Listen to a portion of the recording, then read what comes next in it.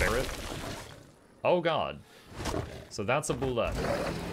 And my tank is on the wrong side.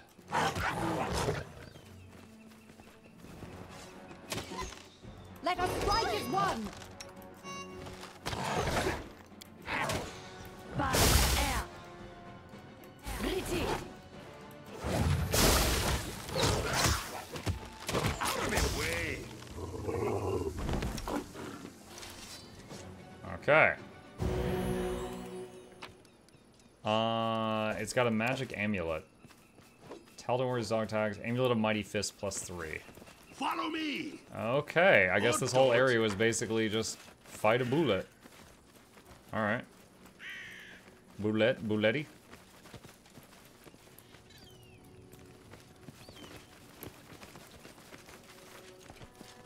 Time. Yeah, I'm gonna go a little overboard. I want to make sure that we do like minimum 1 hour when we play another game. And I went over with the Ghost of Tsushima gameplay. So I want to do minimum an hour of this. So maybe like 15 more minutes. Try to skip the random encounter. Alright, Barbarian Camp. I'm gonna rest before I enter, just because I don't know if anything could happen. What's the secret of the incredible success of your books? Ha! You wish to know about sleepless nights, failed experiments, and painstaking work? Well, nothing is preventing you from buying The Secrets of Writing by Jubilos Northrobble. Yo, he just hit her with, I've got a guide for that. She's like, tell me your secrets. He just slides her a YouTube URL. There you go. Hard to keep track of time when you're having fun. Yeah. Ghost of Tsushima is indeed a very fun game. Oh, what am I doing? I was gonna go into the freaking Barbarian Camp. Why did I start leaving? Get to the point, riding successfully.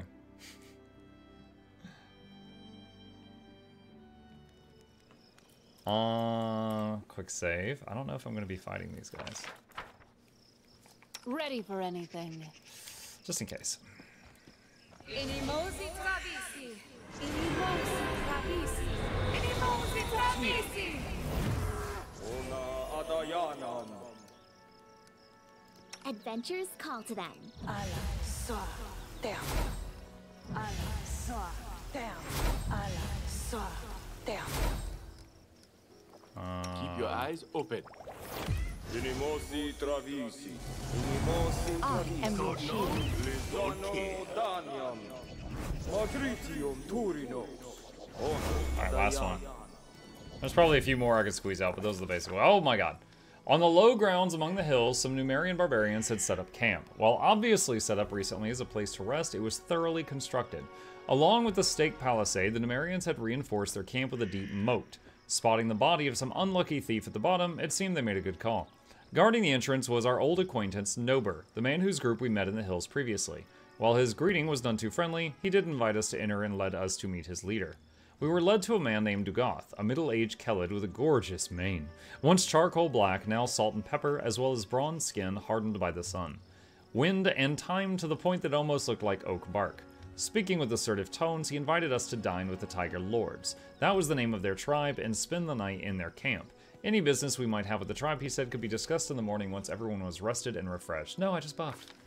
Not wanting to offend the barbarians, who'd proven to be commendably hospitable, we accepted the invitation. Within minutes, we were seated by the bonfire with goblets in our hand. As guests, our goblets were wrought in skillfully decorated silver with intricate carvings depicting scenes of battle. Be on guard, Jubilos whispered into the baron's ear. These savages can be extremely touchy. Follow my example, and you may avoid offending them. And an offended Numerian is a bloodthirsty Numerian. The cupbearer filled everyone's goblets with wine. When Dugoth raised his cup, officially starting the feast, the baron placed his faith in Jubilos and followed his example. To my utter surprise, our gnome friend spilled his wine on the ground, and the baron followed his example. I thought the Numerians would be enraged, but they all followed suit. It was apparently a barbarian tradition, offering the first cup to the spirits. Only after the cupbearer filled their goblets again did the Numerians start to drink, and so did we. So if we had taken a swig of it, we would have insulted their god. The main course, unsurprisingly, was meat. While hunting in the hills, the Marians had killed a deer and 2 wild boars, and now were roasting them over an open fire.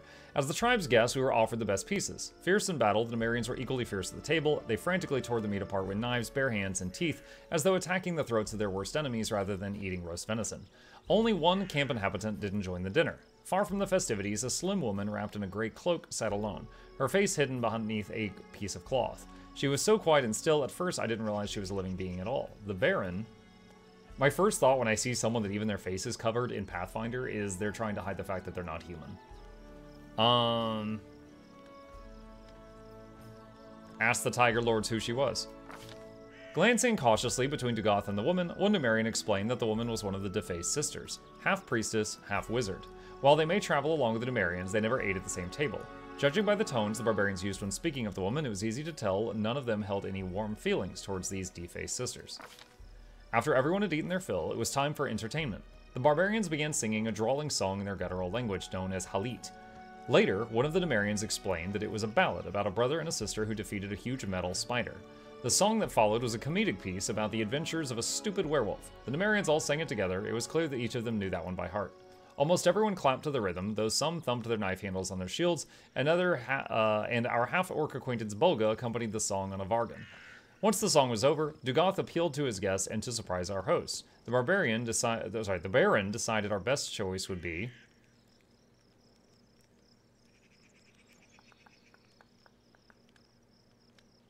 the tale of how we defeated the Stag Lord. Lindsay, tell it.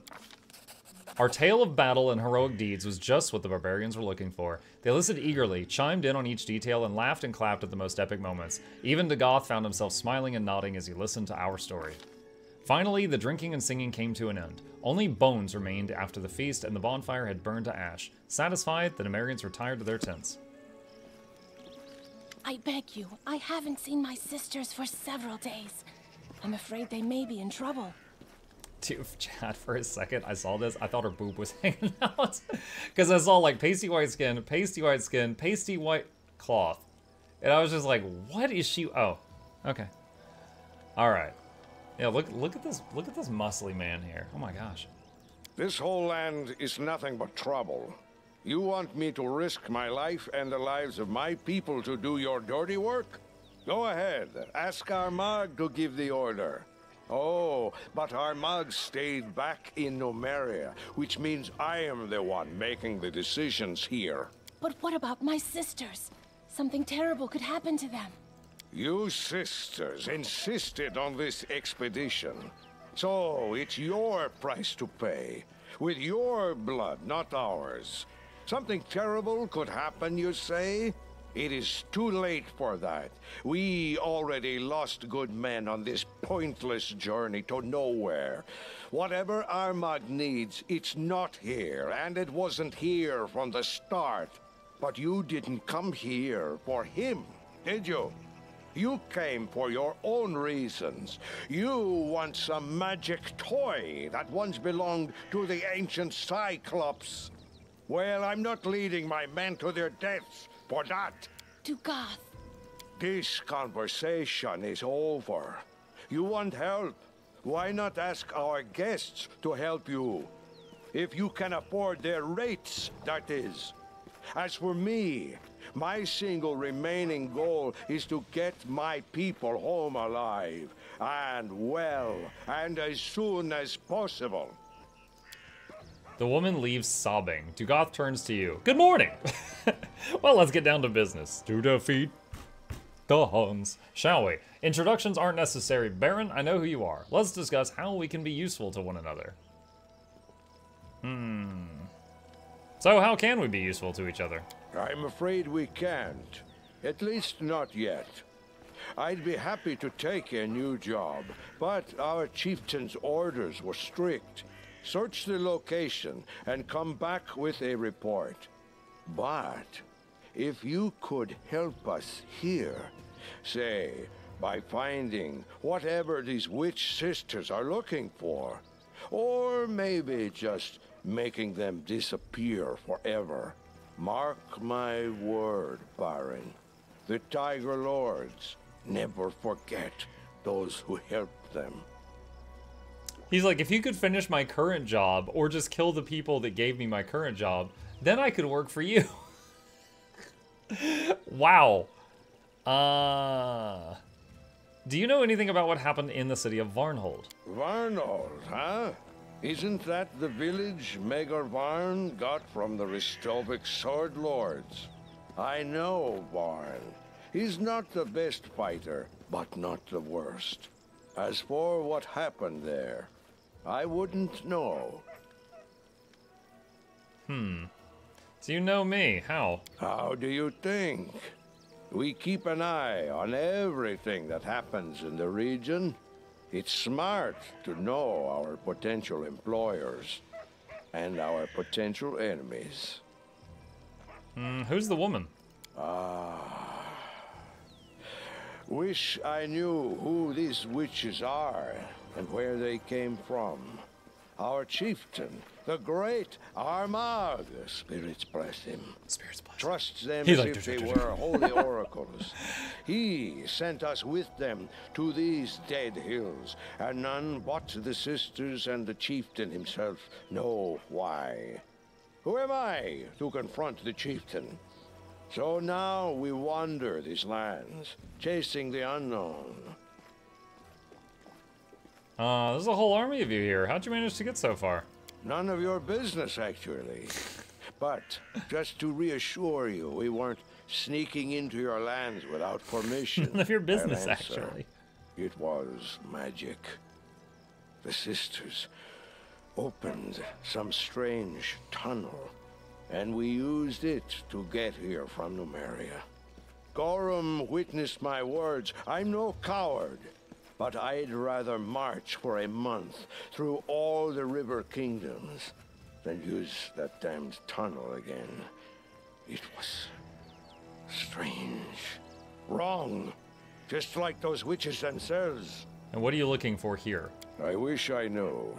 The sisters are looking for something, but they won't tell anyone what it is. I guess it's some antique that used to belong to the Cyclops. Some magic trinket or something.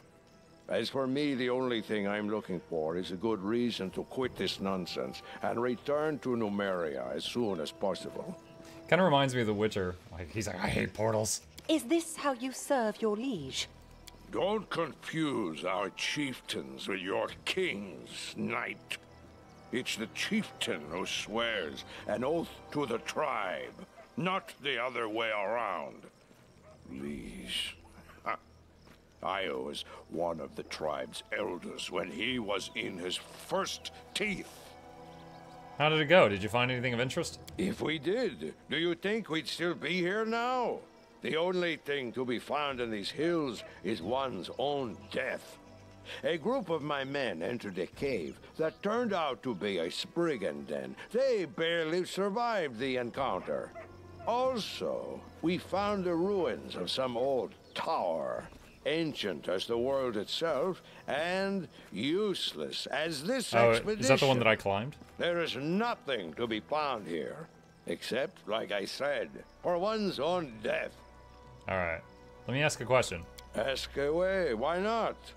I don't promise I'll answer, though. There's really only one thing here I care about. What do you know about the Cyclopses? Not that much. Long ago, these lands were part of their empire. They were a great people back then, used unbelievable magic, and possessed treasures beyond count. Ages passed, and their empire crumbled into dust. Cyclops became wild and forgot all about what they once used to be. But the ruins... Yes, the ruins remember everything. Indeed, they remember much. If only they were more eager to share. Thank you. You're welcome. Alright, I'm gonna go. Okay, so... next up is to talk to the defaced sister. I'm gonna save it here, and we will start with that in the next episode.